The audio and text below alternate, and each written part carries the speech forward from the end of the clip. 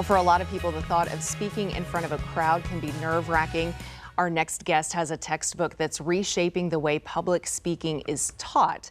So welcome to Dr. Mark Ward, communication professor at Texas A&M University, Victoria. And thank you for coming in. We appreciate it. Sean, I've been looking forward to it, and thanks for having me. Yeah, and I totally understand this. People always, ask me, why are you scared to talk in front of a group of people when you get in front of a camera every day? But when there's faces staring back at you, it's a little bit of a different feeling, and for a lot of people, it gets them really nervous, or they just, they have trouble with it. So, how do you help students, overcome that and maybe not be 100% okay, but just be more comfortable with speaking in front of a group? Okay, yeah, the title of the textbook, Introduction to Public Speaking: An Inductive Approach.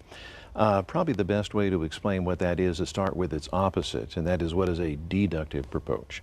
And when you think of deduction, you can think of Sherlock Holmes, with his amazing deductive powers. He would start with the end product, the final product, the murder, and then he would work backwards to deduce who is the killer. And the traditional way of teaching public speaking is a deductive approach. The instructor says, okay, here's the finished product. I'm going to explain all the parts of a final public speech, and now you go out on your first attempt and you give me a full public speech. And when I came to what was then the University of Houston, Victoria in 2010, and that was my charge to create the first-year course in public speaking that's required of all of our students, I found that that would cause a lot of anxiety. I mean, I'm taking this course not because I love public speaking, but because I'm required to take it.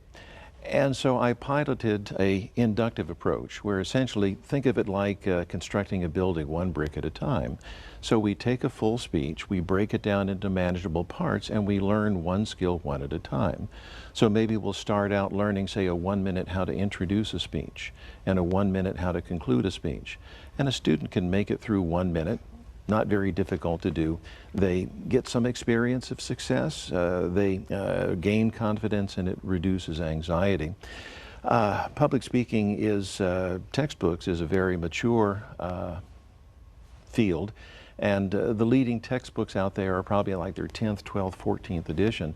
One of the leading textbooks first came out when I was an undergraduate in the 1970s. So public speaking instruction has not changed much, but students have changed. And today, with all of the social media and the screen time, that students are even more scared about exposing themselves face to face in front of other people. But if we can learn these skills one at a time, work on them gradually, block by block, build that knowledge, then that can help with the anxiety and help my students have success. So I'm very excited about the book. I just learned this month that it has received the 2025 Distinguished Textbook Award from the National Communication Association. Congratulations on that, by the way. Thank you. Thank you very much. Yeah, so what does that mean to you? I mean, that's a huge award, and your book is being used, your textbook's being used at other universities and by other professors. So, I mean, how does that feel? What is, what does that mean to you? Well, it gets back to why we get into education in the first place, and that's because we can make a difference and have impact. I know how the ability to communicate well has enriched my life, both professionally and personally. My background is in Washington-based corporate communications, publishing, and broadcasting. So I came here to Texas as a total stranger. Love Victoria, wonderful mix of cultures, and plus I don't have the commute that I used to have. But I'm passionate about this, Shauna, because I know what a difference it has made in my life. And when employers are asked, what are you looking for? What skills are you looking for when you're hiring new talent, when you're hiring recent graduates? The ability to communicate clearly and well is so important.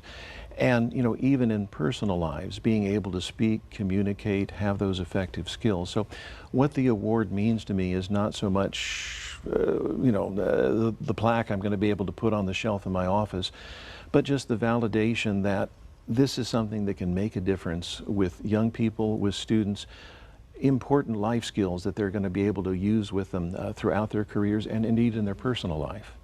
And again, you build into it, so you get them comfortable with a little piece, and then you build onto that. So then it's just hopefully comes natural to them when they're out in, their adulthood and working in their career. Well, one other thing that's changed, Shauna, is when I got my PhD, and I made a decision in midlife to go back to school. My own kids had graduated from college, and what do I want to be when I grow up? So I decided to go back to school, get the degree, and you get a PhD at what's called a Tier 1 institution, which is selective. When I came to Victoria, I thought, well, okay, we'll just go over the basics of putting together speech, then we'll work on delivery. So let's do an outline. And my students looked back at me, well, Dr. Ward, what's an outline? We never had to do one in high school. And I realized, Shauna, that the students here, they're just as smart, they're just as capable, but they haven't had the same opportunities. So many of the students I taught at the Tier 1 institution, they grew up with parents and grandparents that went to college. It was always assumed that they would go to college, they prepared for college. But so many of our students here in South Texas, they are the first generation of their families to go to college, and so they don't have the support system always, they don't have the readiness.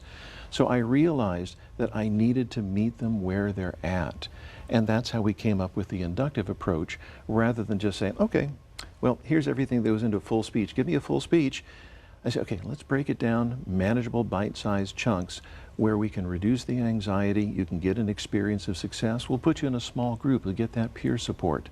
And I'm just thrilled about the way that this has helped the young people that we work with at now Texas A&M University Victoria be able to master this vital life skill.